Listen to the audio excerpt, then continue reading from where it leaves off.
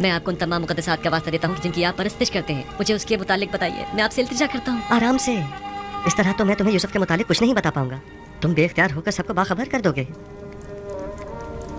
अगर हो सके तो जरा मुस्कुरा दो ताकि तुम्हारे भाई शक में न पड़ जाए।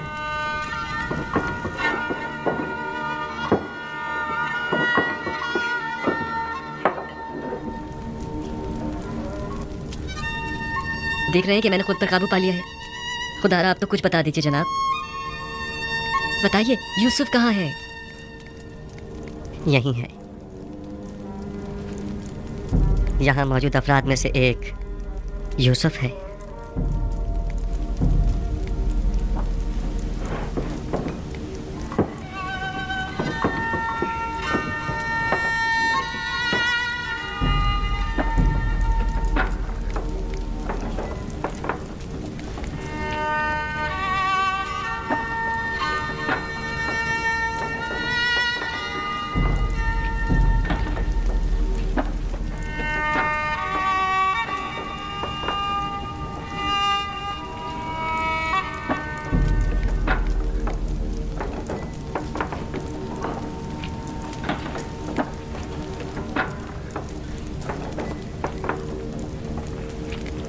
यूसुफ,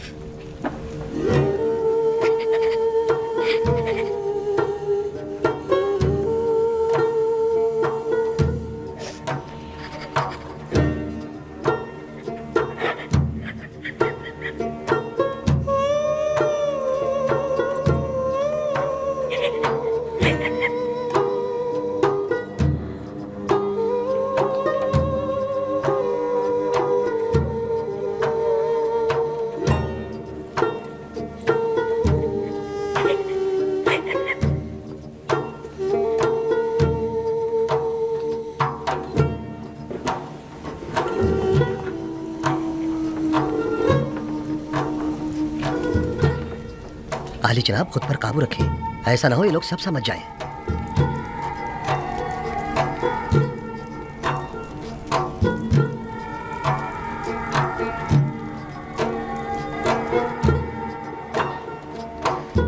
खुद पर काबू रखो बिन्यामीन, आराम से। हमारे भाई मुतवज्जा हो गए हैं।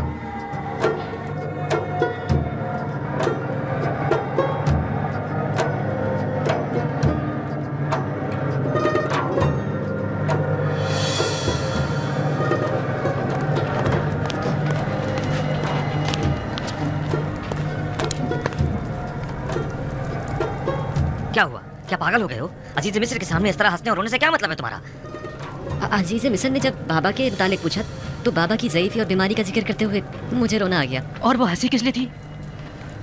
हाजी, अजीज मिस्र कहने लगे कि क्या तुम छोटे बच्चे हो जो बाबा की दूरी बर्दाश्त नहीं हो पा रही? उस पर मुझे हंसी आ गई। अजीज मिस्र तुमसे इतनी जल्दी बेतकल्लुफ हो गए, ये ताज्जुब की बात नहीं। बाबा जनाब बिन्यामीन को अंदर बुला रहे हैं।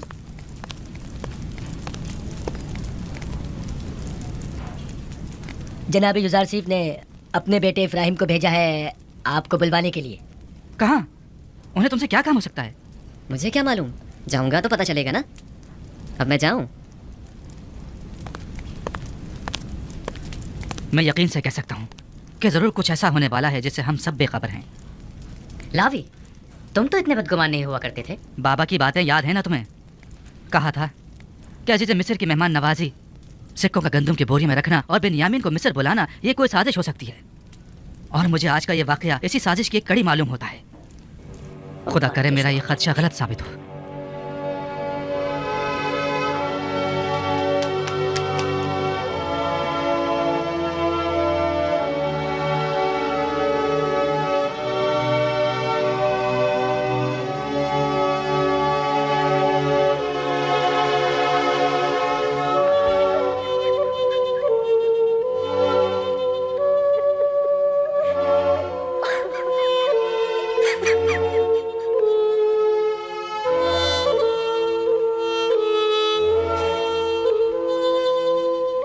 मेरा भाई।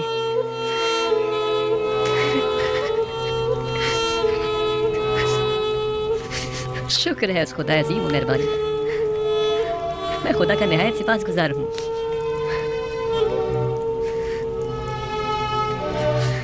36 साल का तवील इंतजार निहायत सबर आज़मा हुआ करता है। क्या आप हमें अपने हालात से आगाह करके हमें इस अज़ियत से निजात नहीं दिला सकते? मैं तो बहुत चाहता था, लेकिन हमेशा हुक्म खुदा माने हुआ। बारहा पे के हक नाजिल हुए और मुझे बाबा को अपने हाल से बाखबर करने से मना फरमाया। नहीं मालूम इसमें क्या मसलहत पोशीदा है। आखिर ये वक्त विसाल कब आएगा? हमें तो इस जुदाई ने अब जान बलब कर दिया। बाबा नाबीना हो चुके हैं। मैं मामूर हूँ। मिस्र में अभी मेरी रिसालत ख़त्म नहीं हुई। आमून के इक़्तिदार को ज़वाल पजीर और लोगों को यकता परस्त हुए अभी कुछ ही अरसा गुजरा है। अभी तो मिस्र के मसाइल और मुश्किलात की इस्लाहात की गई हैं। नहीं, अभी तो मेरे ख्वाब की ताबीर के इब्तदाई मराहिल तय नहीं हुए। लेकिन इन बातों का बाबा को मुतला करने या हमें बाखबर करने से क्या ताल्लुक है? 36 सालों से बाबा आपके फिराक में शब रोज़ मुसलसल गिरिया गुना है। मुझे भी नहीं मालूम आखिर यह हिज्र फिराक कब ख़त्म होगा। तुमने बताया कि बाबा मेरे फिराक में गिरिया गुनाह रहते हैं? हाँ, बिल्कुल ऐसा ही है। और मेरे बाद तुमसे वाबस्ता हो गए। इतना कि मेरी एक दिन की दूरी भी बर्दाश्त नहीं उन्हें। वो मेरे चेहरे में आपका चेहरा देखते हैं, वो मुझ में आपको ढूंढते हैं, यहाँ तक कि वो मुझसे ही आपकी खुशबू सूंघते हैं। मेरा ख्याल है कि मैं इस फिराक की वजह और इस हिज्र के सबब को समझ रहा हूँ। खूब, क्या वजह है? तुमने हमारे जद इब्राहिम और हमारे चचा इस्माइल का वाक़या तो सुना है ना? हाँ, कई बार। आपकी मुराद इस्माइल की कुर्बानी करने से है? बाबा का माजरा भी उनसे कुछ मुख्तलिफ नहीं है। मैं तुम्हें मिस्र में रोक लेना चाहता हूँ, क्या तुम राज़ी हो?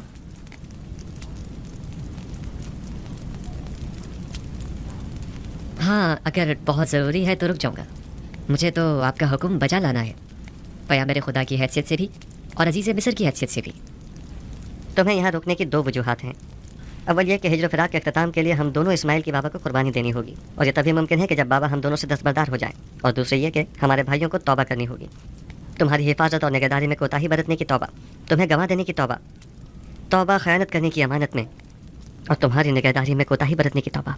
लेकिन मुझे यकीन है मुझे खो देने के बाद बाबा जिंदा नहीं बचेंगे। मौत और ज़िंदगी सिर्फ खुदा के हाथ में है। यकीन रखो कि बाबा एक दिन मिस्र ज़रूर आएंगे। वो 11 सितारे जो मेरे भाई हैं मिस्र आ गए हैं, लेकिन चांद और सूरज का आना अभी बाकी है। परेशान मत हो, तुम्हें यहाँ रोकने के लिए कुछ सोचते हैं। आया तुम यहाँ मेरे पास रुकोगे या नहीं? अगर आपका हुक्म है तो हाँ।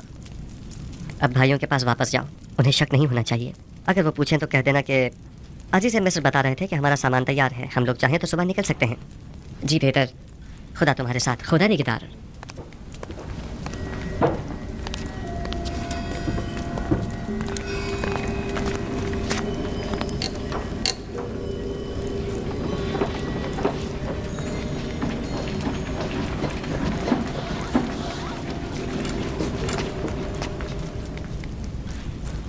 अजीज मिस्र ने तुम्हें क्यों बुलाया था? हम तो समझे कि बाबा का अंदेशा सच साबित हो गया। नहीं, परेशान मत हूँ। उन्होंने पहले तो मुझे सब्र और बर्दारी की तलकीन की, फिर कहने लगी कि अपने भाइयों से कहो कि उनकी मतलूबा गंदम तैयार है, चाहे तो आज रात इस्राहत करें और कल रवाना होते वक्त दरवाज़ा सूर्य से गंदम वसूल करें। बस इतना ही कहा? हाँ, बस इतना ही कहा। क्यों, कुछ और भी कहना चाहिए था?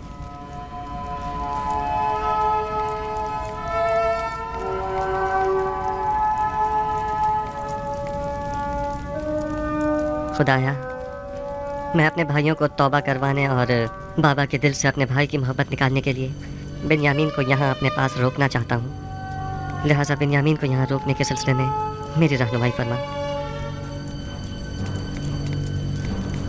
जो कोई भी अपने मसरूका माल के साथ चोर ढूंढ निकाले तो वो उसे 4 साल तक के लिए अपने गुलामी में रख सकता है।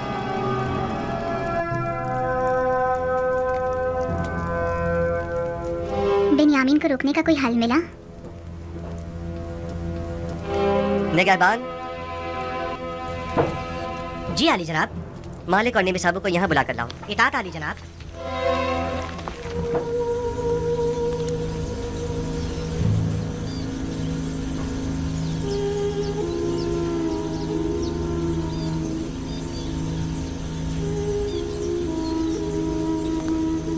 अपना असला तहवील में दे दें और जाएं।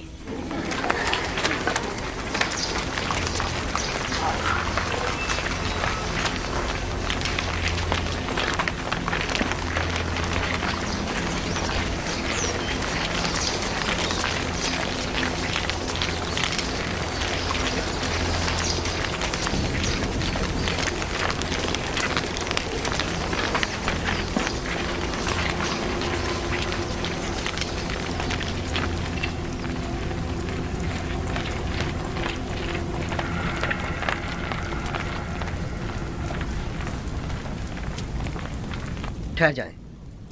आप लोग यहीं इंतजार करें, हम उन्हें मुत्तला करते हैं।